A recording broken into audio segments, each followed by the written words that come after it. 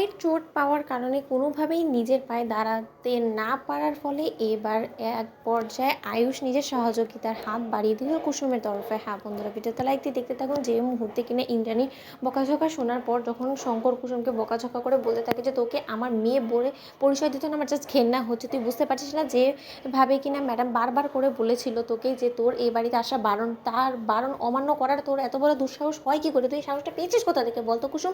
তুই কেন বারবার করে লজ্জায় আমার মাথা হেড করে দিস বলতো? আমি এত বছর যাবত এ বাড়িতে কাজ করছি, অথচ ম্যাডাম আমাকে একবারও আমার বিরুদ্ধে কোনো রকম কোনো অভিযোগ আছে সেটা বলতে পারবে না, কিন্তু তুই এ বাড়িতে কাজে জয়েন করার পর থেকে একের পর এক অন্যায় তুই করে যাচ্ছিস, একের পর এক অভিযোগ আমি শুনে চলেছি। আমি আর তোকে এই অন্যায়গুলোকে প্রশ্রয় দেবো না ম্যাডাম, আমি কয়েকদিনের মধ্যেই ওকে গ্রামে পাঠিয়ে দেওয়ার ব্যবস্থা করবো।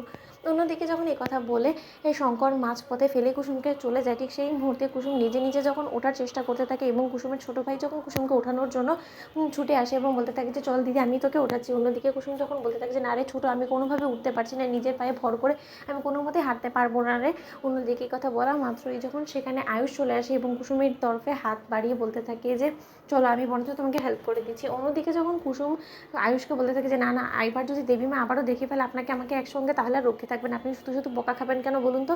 অন্যদিকে যখন আয়ুষ বলতে থাকে যে সেই সব কিছু নিয়ে তোমাকে ভাবতে হবে না কুসুম, তুমি এখান থেকে বাড়ি করতে কী করে যাবে বলো তো? তুমি তো নিজের পায়ে দাঁড়াতেই পারছো না, তার থেকে বরঞ্চ আমাকে হেল্প করতে দাও। অন্যদিকে যখন আয়ুষ কোনো কথা না শুনে এক পর্যায়ে যখন হঠাৎ করেই কুসুমকে কোলে তুলে নেয়, ঠিক সেই মুহূর্তেই ছোটো কাকিমণি এবং দেবলীনা কথা বলা অবস্থায় যখন আয়ুষকে কোলে নেওয়া অবস্থায় কুসুমকে দেখে ফেলে, ঠিক সেই মুহূর্তে দেবলীনাকে ছোটো কাকিমণি বলতে থাকে যে দেবলীনা এই ছবিটা এবং ভিডিওটা তুলে রাখো, দিদির কান ভাঙানোর জন্য আমাদের এটা সবথেকে বেশি কাজে দেবে, একদম মেডিসিনের মতো।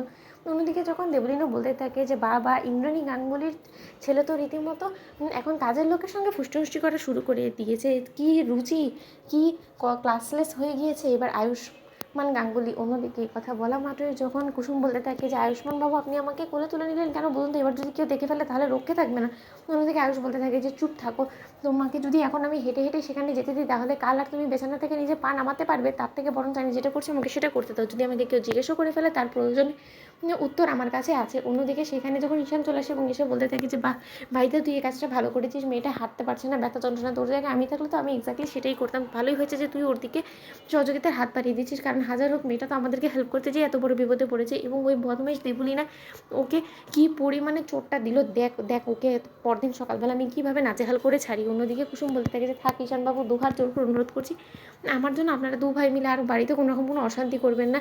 আয়ুষ্মান বাবু আমাকে আপনি বাড়ির সামনে এখানেই রেখে দিন, আমি নিজে করে ঘরের ভিতর ঢুকে যেতে পারবো। অন্যদিকে আয়ুষ বলতে থাকে যে বলছি না আমাকে আমার কাজটা করতে দাও, কিন্তু আমাকে ভিতরে শুয়ে দিয়ে আসছি। তো বন্ধুরা লাইক এবং শেয়ার করে সাবস্ক্রাইব করতে ভুলো না।